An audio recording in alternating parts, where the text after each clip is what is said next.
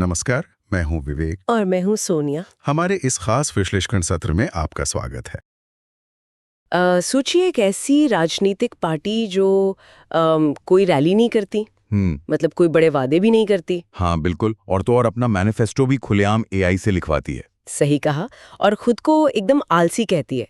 फिर भी सिर्फ 4-5 दिनों के अंदर ही ना इंस्टाग्राम पर 1 करोड़ मतलब 10 मिलियन फॉलोअर्स का आंकड़ा पार कर लेती है, जो कि बहुत बड़ा नंबर है। बिल्कुल।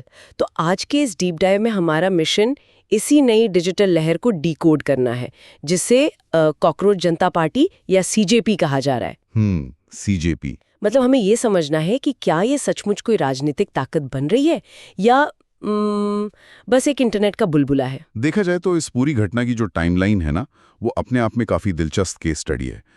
15 मई को सुप्रीम कोर्ट की एक सुनवाई चल रही थी। अच्छा। वहां जस्टिस सूर्यकांत ने अयोग्य सोशल मीडिया एक्टिविस्ट्स या जो फर्जी डिग्री वाले लोग हैं उनके संदर्भ में पैरासाइट्स यानी परजीवी और कॉकरोच जैसे शब्दों का इस्तेमाल किया था। लेकिन उनका इशारा आम युवाओं की तरफ तो नहीं था ना? नहीं, बिल्कुल नहीं था। पर इंटरनेट की दुनिया में ना संदर्भ से ज्यादा शब्दों को पकड़ लिया जाता है। हाँ वो तो है। मतलब चिंगारी मौजूद थी, बस हवा देने की देर थी। एकदम सही। और फिर बॉस्टन यूनिवर्सिटी के छात्र अभिजीत दीपके ने वो हवा दे दी। ठीक अगले ही दिन इस बयान को पकड़कर सीजेपी खड़ी कर दी गई। हाँ, और नारा भी बड़ा अनोखा रखा गया, आलसी और बेरोजगार युवाओं की आवाज। पर मेरी उलझन ये है कि अचानक करोड़ों लोग एक ऐसे पेज को क्यों फॉलो करने लगे जो खुद को बस एक मजाक बता रहा है। क्योंकि गहराई में जाकर देखें तो अब ये सिर्फ एक मजाक नहीं रह गया है। ये ना मनोवैज्ञानिक रूप से एक कोपिंग मैकेनिज्म बन चुका है। कोपिंग मैकेनिज्म मतलब हताशा से निपटने का एक तरीका। हाँ बिल्कुल। जब देश में बार बार पेपर लीक हो रहे हों, डिग्रियां होने के बाद भी रोजगार ना मिले, तो एक बेबसी आ जाती है। सही कहा। ऐसे में खुद पर आलसी होने का टैग लगा लेना असल में सिस्टम पर एक तंज है। ये व्यंग उनके लिए एक सुरक्षा कवच की तरह काम कर रहा है, जिससे वो अपनी फ्रस्ट्रेशन को हंस कर निकाल सकें और एक दूसरे से जुड़ सके। ये बात तो समझ आती है कि हताशा से मोमेंटम बना, पर 10 मिलियन का आंकड़ा तो बहुत विशाल है। तो सही। जब कोई इंस्टाग्राम के एल्गोरिदम की लहर पर इस तरह सवार हो जाए, जहां एक रील रातों रात लाखों स्क्रीन पर पहुंच जाती है, हाँ।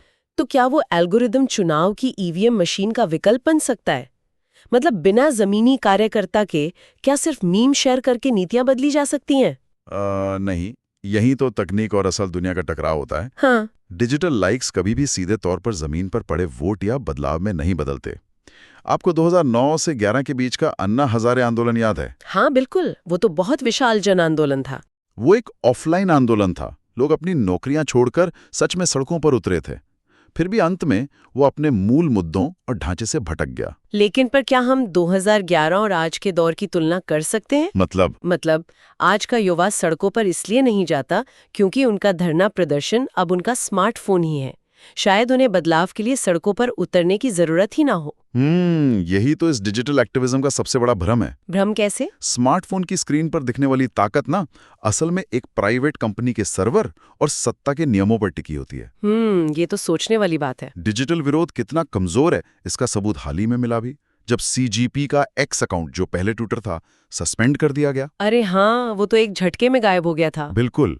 एक ऑफलाइन आंदोलन को रोकने के लिए पुलिस लाठीचार्ज या वाटर कैनन चाहिए, पर यहाँ क्या? यहाँ सिस्टम को सिर्फ एक माउस क्लिक की जरूरत पड़ी और 10 मिलियन फॉलोअर्स वाली आवाज म्यूट कर दी गई। ये बहुत गहरा पॉइंट है।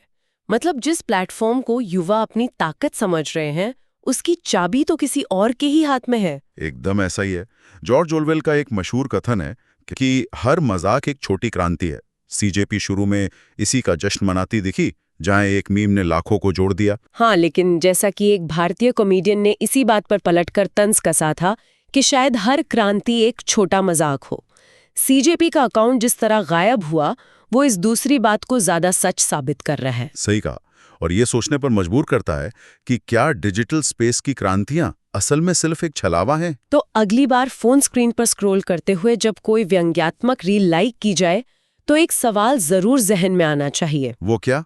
अगर 1 करोड़ लोगों के समर्थन वाला डिजिटल विरोध सत्ता के एक माउस क्लिक से गायब हो सकता है, तो क्या आधुनिक युग का डिजिटल एक्टिविज्म वास्तव में कोई शक्ति रखता है? या ये सिर्फ युवाओं को एक भ्रम देने का साधन है कि वो बिना जमीन पे उतरे, बिना असल पसीना बहाए सिस्टम बदल रहे हैं? आज के लिए बस इतना ही, मिलते हैं अगले वीडियो में।